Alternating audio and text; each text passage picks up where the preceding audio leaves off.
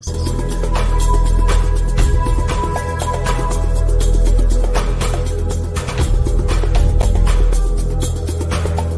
à tous et bienvenue sur le Maybe Planet. Nous sommes ravis de vous accueillir pour cette nouvelle émission dans laquelle nous marcherons encore une fois sur un fil tendu au-dessus des terres de l'étrange et de l'incertain. À notre habitude, en funambule du possible et du peut-être, nous essaierons, armés de notre libre arbitre et de notre discernement, de garder notre équilibre pour ne pas basculer dans la croyance aveugle ou dans le déni péremptoire. Voilà, alors c'est vrai que c'est un lancement qui, pour cette émission, n'est peut-être pas tout à fait adapté, parce que là, on est plutôt sur de la culture aujourd'hui, puisque nous avons le plaisir de recevoir Pauline Tralongo. Pauline, comment vas-tu ? Ça va. Bon. Bonjour. Alors, on avait eu le plaisir de faire une émission, il y a un peu plus d'un an maintenant, hein. C'était en septembre de l'année dernière. L'émission est bien sûr toujours disponible. C'était dans le cadre de ton travail. Et puis, on a eu le plaisir. Alors, on s'est rencontrés, nous, je crois que c'était début d'année. Donc, on a pu discuter ensemble de ton travail. Et puis, là, très bonne nouvelle, tu es exposé actuellement dans une galerie lyonnaise. C'est la galerie le 1111. C'est comme ça qu'on dit, ou c'est pas? Oui, c'est la galerie 1111. Oui. Alors, 1111 qui se situe 11 rue Chavannes à Lyon. Oui. Ça doit être plein centre-ville, ça, j'imagine. C'est le premier arrondissement. Ouais. C'est à côté des terreaux. Oh ben voilà. Donc en plus, Lyon, c'est une très belle ville. Donc à la rigueur, si vous ne connaissez pas, faites un combo, un petit week-end à Lyon. On mange bien, et puis comme ça, vous allez voir l'exposition de Pauline. Elle est exposée depuis fin septembre jusqu'au 22 octobre. Hein, c'est ça, Pauline ? C'est ça, oui. Voilà, donc ne traînez pas trop quand même, puisque les jours passent. Hein, on est déjà le 4 octobre, donc il y a encore une quinzaine de jours. Le vernissage a eu lieu donc le 22 ou 23 septembre, je crois. Le 22 septembre peut-être. Ouais, je crois que c'était le 22. Alors j'imagine que tu n'es pas tous les jours sur place, bien sûr. Tu étais au vernissage, comment ça s'est passé ? Oui, ça s'est très bien passé. Il y a eu beaucoup de monde. On a ouvert jusqu'à 21h. D'accord. Donc c'était chouette. Alors déjà, c'est une exposition qui n'aurait pas pu avoir lieu sans Céline Moine et Laurent Giraud qui ont donc la galerie le 1111.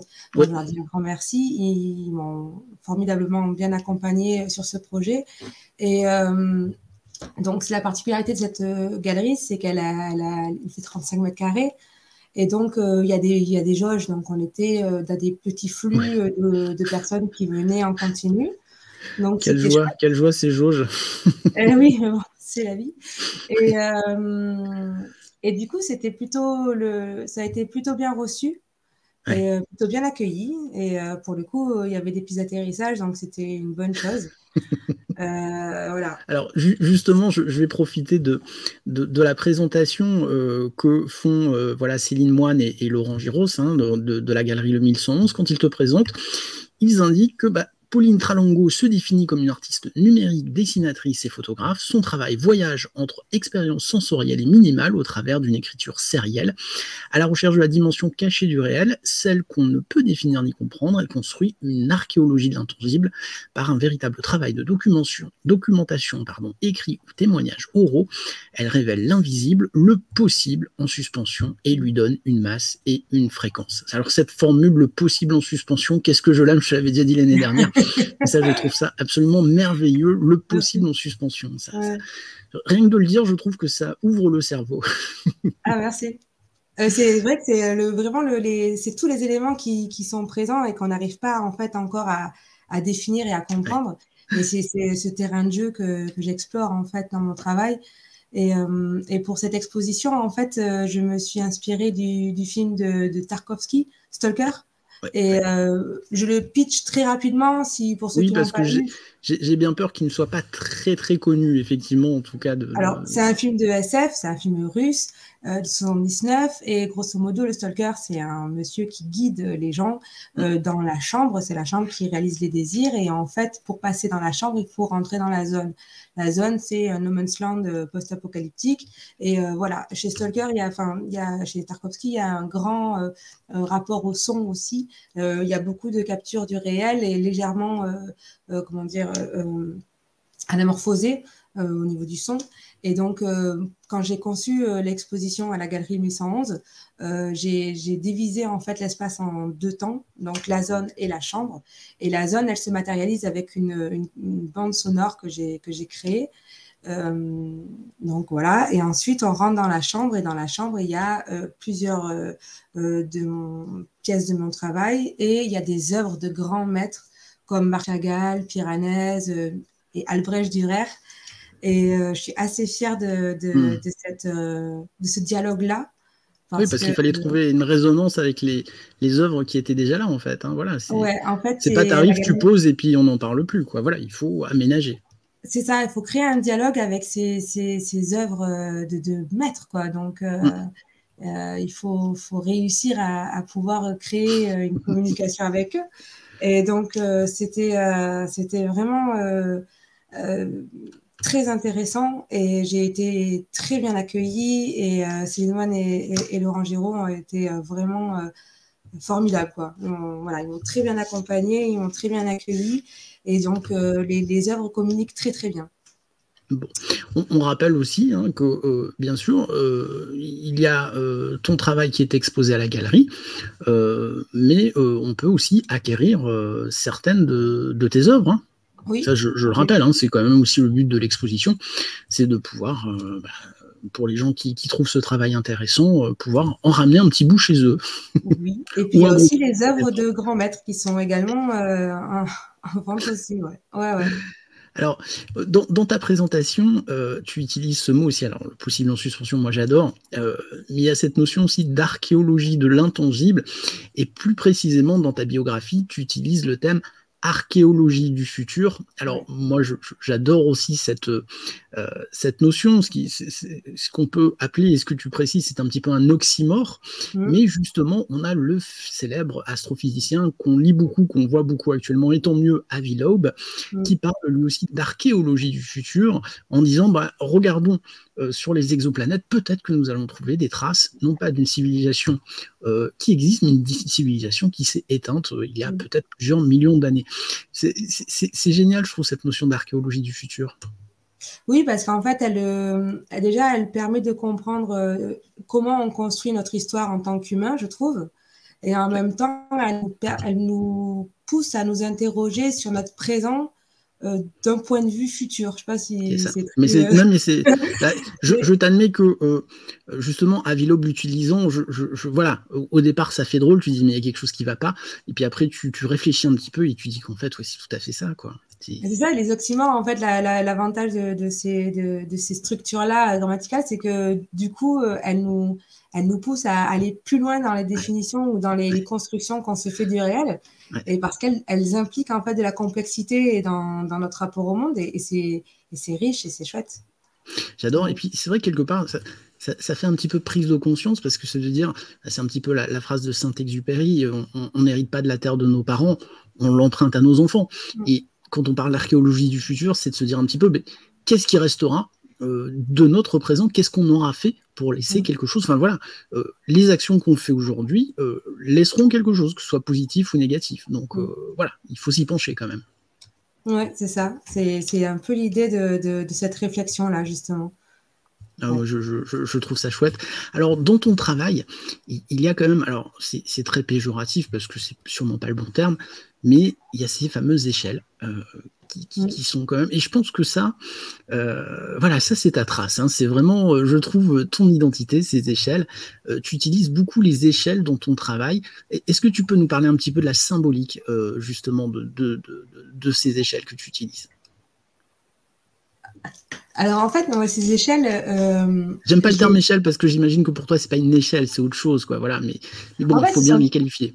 En fait, quand on voit une échelle, c'est une piste d'atterrissage. C'est-à-dire qu'à partir du moment où on voit où l'échelle est présente dans un lieu, elle transforme automatiquement le lieu en piste d'atterrissage. C'est-à-dire que quand on fait l'acquisition d'une échelle, on fait l'acquisition d'un certificat d'engagement, ou s'il y a une forme de vie extraterrestre, extragalactique, intergalactique, interstellaire, qui fait la demande d'atterrir. Extratemporelle aussi. Et oui, parce qu'il y a des théories justement sur l'espace-temps aussi. Bon, bref. C'est le possible en suspension, hein, voilà, hein, on est bien d'accord. Voilà, on est dans la quantique là. Et du coup, il y a, on s'engage aussi à devenir un territoire d'accueil en fait. Et ça, c'était très important pour moi. il y a aussi dans mon écriture par rapport à l'échelle, c'est plus une possibilité de descendre plutôt qu'une possibilité de monter.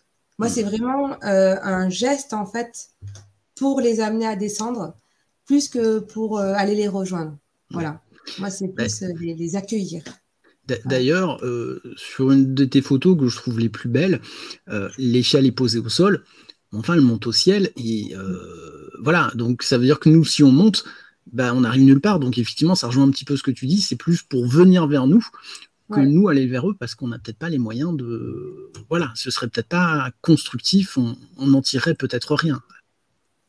Peut-être. Peut-être.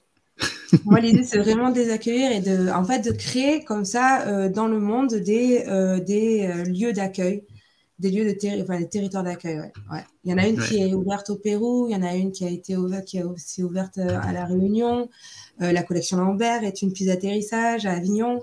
Du coup, la galerie Céline Moine et Laurent Giraud à Lyon est devenue une piste d'atterrissage. Il y a une piste d'atterrissage qui s'est ouverte aussi en Belgique. Donc, l'idée, comme ça, c'est de créer une cartographie mondiale, n'ayons pas peur des mots, où il y aurait des endroits spécifiques qui sont des territoires d'accueil, en fait, pour ces formes de vie. Moi, c'est vrai que quand je vois échelle, enfin, quand je vois ces échelles, encore une fois, je suis pas sûr que ce soit le bon terme. Moi, il y a deux choses, ça me fait penser à deux choses. Déjà, l'histoire de l'échelle de Jacob, cette fameuse, j'imagine que tu connais ce passage de la Bible, où c'est quand même un passage très étonnant quand on le lit littéralement. Il s'endort, puis il y a cette échelle où les anges montent et descendent. Oui.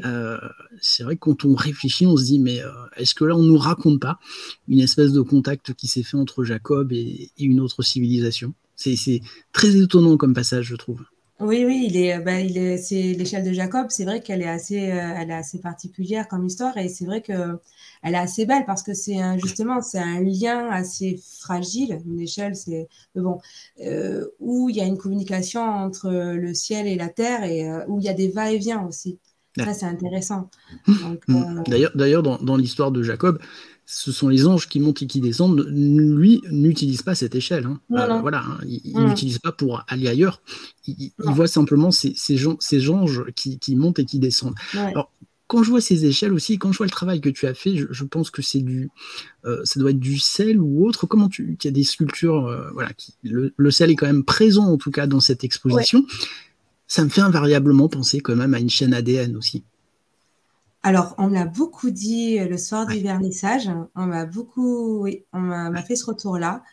Alors, l'ADN, c'est quelque chose qui m'intéresse, la chaîne d'ADN. Je ne suis pas chimiste, je ne suis pas... Bref. Mais c'est quelque chose qui m'intéresse en ce moment parce que j'ai un projet futur en lien avec ça, justement. C'est les origines de la vie, passé, futur, comment ça va s'organiser, tout ça.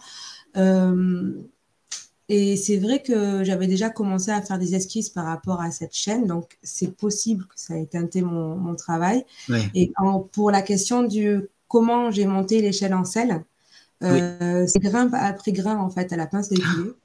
Et il n'y a pas de structure en fait, c'est 1 an de travail quoi, de toute façon. Il n'y a pas besoin de tergiverser. Et c'est aggloméré avec de l'eau, il y a une micro-pointe de colle. C'est de la colle très douce. Ça démontre la fragilité de l'art. En fait, c'est ça il y a un symbolisme aussi de dire, mais on peut la casser, quoi. Enfin, voilà, c'est pas des barres de fer sur lesquelles j'ai collé du fer, quoi. C'est du sel. Ouais. En fait, ce que je voulais, je voulais un élément qui soit pur, pas. Je voulais simple, accessible. Le sel, c'est quelque chose qui est infiniment intéressant dans le sens symbolique parce qu'en fait, il est paradoxal. J'adore les paradoxes. Mais c'est ce qui nous constitue, nous, en tant qu'humains. On est tellement paradoxal. Et c'est ce qui fait notre beauté et notre fragilité. Et en fait, le sel, ça va de la protection des maisons jusqu'au châtiment divin. Donc, on met du sel dans les 4 coins de la maison pour protéger des fantômes. Et en même temps, la femme de Lot s'est retournée en regardant son village en feu, elle a été changée en statue de sel. Donc, on est vraiment dans ce panel immense, avec la conservation des aliments, des choses comme ça. Et la mer aussi, le sel de la mer aussi, dont on serait issu. Donc voilà, il y a vraiment, il y a de quoi creuser, quoi. Il y a de quoi s'amuser. Il y a aussi le pacte d'amitié au Moyen-Âge. On le scellait par le sel, voilà. Par le sel, oui, Et c'est effectivement. pour ça que dans la galerie, en fait, j'ai installé 250 kilos de sel qui forment une fréquence en lien avec la bande sonore que j'ai créée. Et donc, voilà, on est dans ce dispositif-là de pacte d'amitié, quoi. J'aurais voulu être là quand même quand tu as dit Céline Laurent, écoutez, je me fais livrer mes 250 kilos de sel. Bon, j'imagine qu'ils ont l'habitude des artistes, ils ont dû se dire ok, on fait comme ça. Ils ont été formidables parce qu'on les a montés tous les trois, les paquets de sel. Ah oui, oui, parce que c'est des sachets de 25 kilos, on oui, a j'allais bien dire, rigolé. vous n'êtes pas allé avec des sachets d'1 kilo, hein, sinon vous y seriez Non. encore, effectivement. Ouais. Non, c'était assez intense parce que la galerie, elle a la particularité d'être au premier étage. Ah, en plus, bah, comme ça, Ouais. d'accord, C'était effectivement. rigolo, ouais. On s'est bien marré. Et cette œuvre que tu as fait en sel, donc elle est éphémère quelque part. Enfin voilà, Oui. Ouais. Parce que Elle est éphémère en fait, ouais. Elle n'est pas transportable. Enfin, on va dire concrètement, c'est compliqué. Elle est éphémère. Elle est in situ, on dit. Voilà. Oui, Elle sera retravaillée en fonction des lieux où elle sera présente, quoi. Ouais, ben voilà, c'est ça qui est chouette aussi. Moi, c'est ça que j'aime bien dans l'art, c'est quand il est pas cristallisé justement, quand il est vivant et quand il s'adapte. Donc c'est chouette. Donc vraiment, bah écoutez, si vous êtes à Lyon ou si vous êtes du côté de Lyon, 11 rue Chavannes, donc dans le premier à Lyon. Ouais. Donc n'hésitez pas, il y a peut-être des heures d'ouverture, j'imagine que. C'est de 15h à 19h du mercredi au samedi, sinon c'est sur rendez-vous. En fait, le site internet de la galerie 1111, il est vraiment bien fait et du coup, c'est vrai qu'il y a toutes les infos, même le métro et tout ça. Et oui, alors n'hésitez pas, allez dans la description de la vidéo YouTube. Bien sûr, on vous met les liens vers la galerie 1111 pour que vous puissiez retrouver toutes les informations. Puis regardez aussi les photos, puisqu'il y a quelques photos du travail de Pauline sur le site. Donc voilà, très, très intéressant. Mais vraiment, j'invite nos followers à y aller jusqu'au 22 octobre. Tu as peut-être déjà d'autres choses de prévues ou pour l'instant, c'est pas encore complètement arrêté? En actualité artistique, tu veux dire, comme exposition, ça? Oui, il y a il y a Arles l'année prochaine qui est en train de se monter doucement. Il y a une expo à Avignon et je suis aussi exposée en ce moment à la galerie, à la collection Lambert pour une exposition collective, c'est How to Disappear. Et elle est vraiment très très belle comme exposition aussi, donc je vous invite à aller à la collection Lambert aussi. Pauline, est-ce que tu veux rajouter quelque chose ou pas? Merci Pascal. Oh bah c'est moi. Je suis toujours ravi de discuter avec toi. Hein, et puis j'espère que peut-être dans pas trop longtemps, tu auras l'occasion d'exposer peut-être un petit peu moins loin de chez moi pour que je puisse venir te voir, faire le vernissage sans jauge. Hein, comme ça au moins on sera tranquille. C'est vrai que c'est un petit peu compliqué encore. Et c'est vrai que cette symbolique de l'autre avec un grand A, bon, je trouve que c'est important actuellement parce que on a un peu tendance à se recroqueviller sur soi-même et voilà, de se dire peut-être que s'il y avait un autre, ce serait pas mal aussi, quoi. Ce serait pas mal. Hein, toujours ce possible en suspension, et je t'admets que ça convient aussi tout à fait à la philosophie du Maybe Planet, ça c'est clair. Ça nous va bien. Ça nous va bien. Pauline, écoute, je te souhaite une très bonne fin de journée. Je vous souhaite à tous une très bonne fin de journée. Et on se retrouve très bientôt sur le Maybe Planet. Ciao, ciao.